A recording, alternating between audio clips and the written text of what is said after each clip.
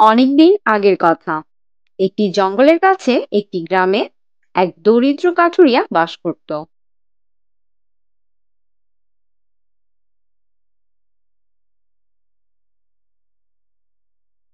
সে বন থেকে কাঠ কেটে বাজারে বিক্রি করে তার সংসার চালাতো।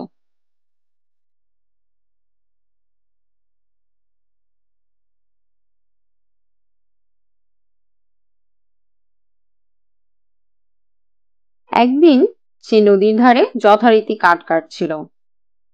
হঠাৎ তার হাত থেকে কুড়ালটা ছিটকে নদীতে পড়ে যায়।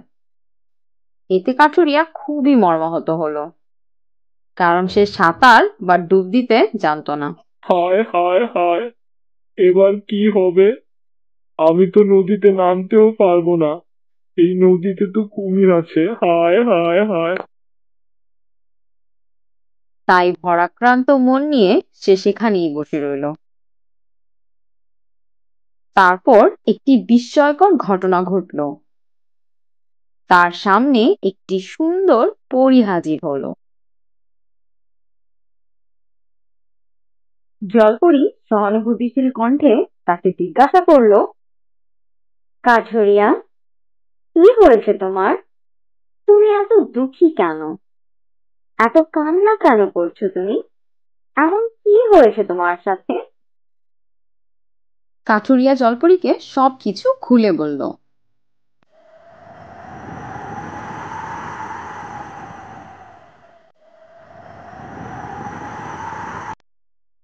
কাঠুরিয়া, তুমি কিছুক্ষণ এখানে অপেক্ষা করো, আমি এখনই আসছি।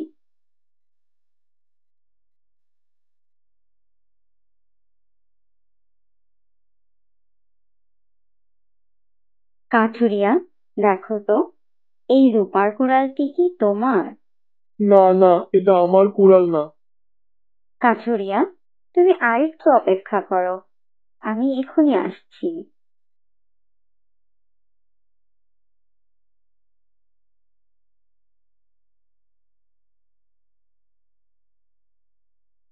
কাঠুরিয়া, দেখো তো, এই সোনার কুড়ালটি কি তোমার? না না, এটিও আমার কুড়াল না। কাঠুরিয়া, দেখো তো, এই লোহার কুড়ালটি কি তোমার? হ্যাঁ হ্যাঁ, এটিই আমার কুড়াল। কাঠুরিয়া, তুমি একজন সৎ ব্যক্তি। আমি তোমার সততায় খুবই মুগ্ধ হয়েছি। তাই আমি তোমার সততার পুরস্কার হিসেবে এই সোনার এবং রূপার কুড়াল দুটিকেই তোমাকে দান করতে চাই। তোমার সততার পুরস্কার হিসেবে তুমি এই সোনা ও রূপার কুড়াল দুটিকেই গ্রহণ করো। এভাবে কাঠুরিয়া তার সততার পুরস্কারে পুরস্কৃত হলো। এতক্ষণ কাঠুরিয়া এবং জলপরীর মধ্যে যেসব কথা হচ্ছিল, সে সব কথা শুনতে পেয়ে গেল কাঠুরিয়ার এক ভাই।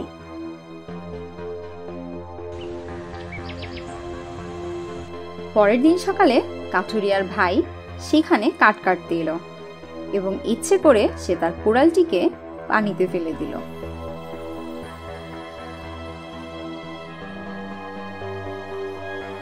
এবং মিঠি মিঠি কান্নার অভিনয় করতে থাকলো।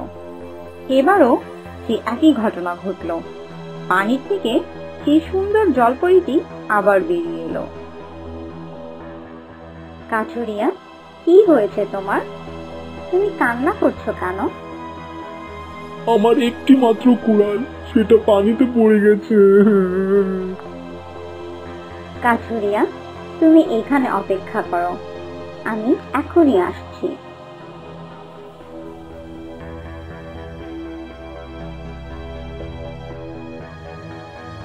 কাঠুরিয়া, দেখো তো, এই রূপার কুড়ালটি কি তোমার?